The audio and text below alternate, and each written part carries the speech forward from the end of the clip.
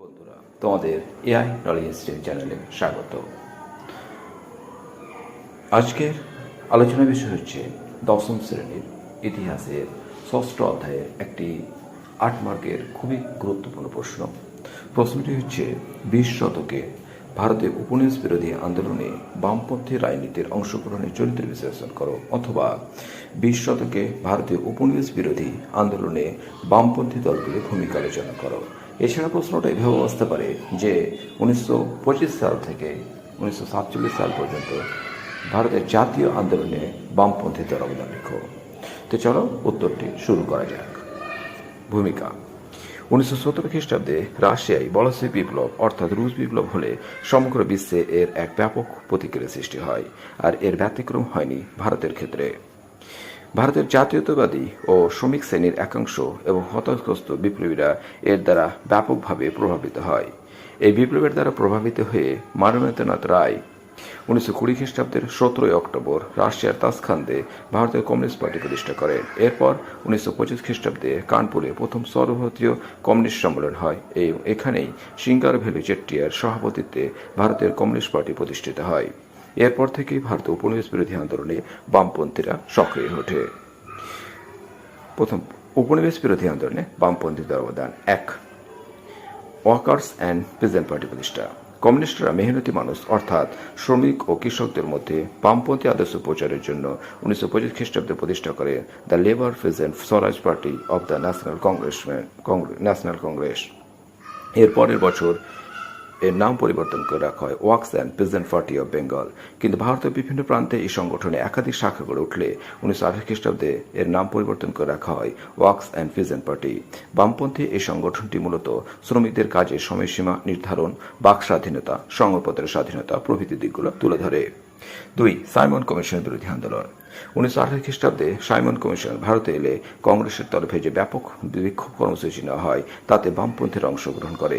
এর পাশাপাশি কমিউনিস্টদের নেতৃত্বে শিল্প শ্রমিক ধর্মঘট ইংরেজ সরকারকে বিপাকে ফেলেছিল। ৩. পূর্ণ স্বাধীনতার দাবি। কমিউনিস্টরা পূর্ণ স্বাধীনতার সমর্থন ছিলেন, তাই তারা জাতীয় কংগ্রেসের বিভিন্ন অধিবেশনে যোগদান করে পূর্ণ স্বাধীনতার দাবি উত্থাপন করেন। শেষ পর্যন্ত ১৯২৯ খ্রিস্টাব্দে কংগ্রেস তার লাহোর অধিবেশনে জওহরলাল নেহরুর সভাপতিত্বে পূর্ণ স্বাধীনতার প্রস্তাব পাস করে। ৪. মিরর ষড়যন্ত্র মামলা। ১৯২০ দশকের পর থেকে ভারতে কমিউনিস্টদের প্রভাব বাড়তে থাকলে ১৯২৯ খ্রিস্টাব্দের মার্চ মাসে ব্রিটিশ সরকার ৩৩ জন নেতা ও কর্মীকে গ্রেপ্তার করে। যে মামলা শুরু করে তা মিরর ষড়যন্ত্র মামলা নামে পরিচিত। এই মামলায় ৩ জন ইংরেজ গ্রেপ্তার করা হয়, তারা হলেন B.F. ব্র্যাডলে, Philip Spratt, H.L. Hutchinson প্রমুখ। ৫. হালিমের কলকাতা কমিটি। মিরর ষড়যন্ত্র মামলার ফলে কমিউনিস্ট আন্দোলন ধীরগতি সম্পন্ন হয়ে পড়ে, কিন্তু তা সত্ত্বেও বিভিন্ন সংগঠন যেমন ১৯৩১ খ্রিস্টাব্দে আব্দুল হালিমের নেতৃত্বে ভারতীয় কমিউনিস্ট পার্টি কলকাতা কমিটি গঠন করা হয়। কলকাতা কমিটির উদ্যোগে চাষি মজুর, দিন মজুর প্রভৃতি পত্রপত্রিকা প্রকাশিত থাকে। ৬. কংগ্রেস সামিত্য দলের সঙ্গে কমিউনিস্টদের সংযুক্তি। ১৯৩৪ খ্রিস্টাব্দে কমিউনিস্ট পার্টি নিষিদ্ধ ঘোষিত হলে এই দলটি কংগ্রেসের সামিত্য দলের সঙ্গে যুক্ত হয়ে যায় এবং তারা ঐক্যবদ্ধভাবে কৃষক ও শ্রমিকদের সাথে বিভিন্ন আন্দোলন করতে থাকে। এর পরবর্তীতে ১৯৩৬ খ্রিস্টাব্দে কৃষক শ্রেণীকে সংগঠিত করার জন্য স্বামী সহজানন্দ সরস্বতীর সভাপতিত্বে সারা ভারত কিষাণ সভা গড়ে ওঠে। তাছাড়া ১৯৩৭ সালের সাধারণ নির্বাচনে বামপন্থীরা সমর্থনে কংগ্রেস বিপুল সংখ্যাগরিষ্ঠতা লাভ করে। ৭. ফরওয়ার্ড ব্লক দল। এইরূপ পরিস্থিতিতে নেতাজি সুভাষচন্দ্র বসু বামপন্থীদের সমর্থনে ১৯৩৮ খ্রিস্টাব্দে জাতীয় কংগ্রেসের হরিপুরা অধিবেশন ও ১৯৩৯ খ্রিস্টাব্দের ত্রিপুরা অধিবেশনে কংগ্রেসের সভাপতি নির্বাচিত হন। কিন্তু গান্ধীজির সঙ্গে মত পার্থক্যের ফলে সুভাষচন্দ্র বসু জাতীয় কংগ্রেস ত্যাগ করে ও ১৯৩৯ খ্রিস্টাব্দের ৩ মে ফরওয়ার্ড ব্লক নামে একটি নতুন বামপন্থী দল তৈরি করেন। ফরওয়ার্ড ব্লক দলটি কংগ্রেসের ভেতর ও বাইরের বামপন্থী শক্তিগুলিকে সুসংগত করে একটি সংগ্রামী দল তৈরি করে। ওটা সংগ্রামী না, ওটা হবে সংগ্রামী।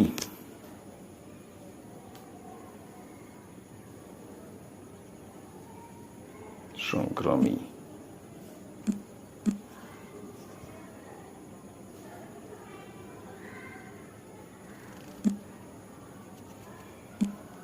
দল তৈরি করে। 8. দ্বিতীয় বিশ্বযুদ্ধের সময় বামপন্থীদের মনোভাব। 1939 খ্রিস্টাব্দে দ্বিতীয় বিশ্ব শুরু হলে বামপন্থীরা নিজেদের মধ্যে বিভক্ত হয়ে পড়ে। সুভাষচন্দ্র বসু ফ্যাসিবাদে জাপানের সাহায্যে আজাদ হিন্দ ফৌজ গঠন করে। এই বাহিনীর সাহায্যে তিনি ইংরেজ শাসন উচ্ছেদ করে ভারতকে স্বাধীনতা করতে উদ্যোগী হন। কিন্তু অপরদিকে মানবেন্দ্রনাথ রায় ফ্যাসিবাদের বিরুদ্ধে ইংল্যান্ডের যুদ্ধকে সমর্থন করেন। সরকার এই কারণে 1942 খ্রিস্টাব্দে কমিউনিস্ট পার্টির উপর থেকে নিষেধাজ্ঞা প্রত্যাহার করে নেন। 9. দ্বিতীয় বিশ্বযুদ্ধের পর বামপন্থীদের অবদান।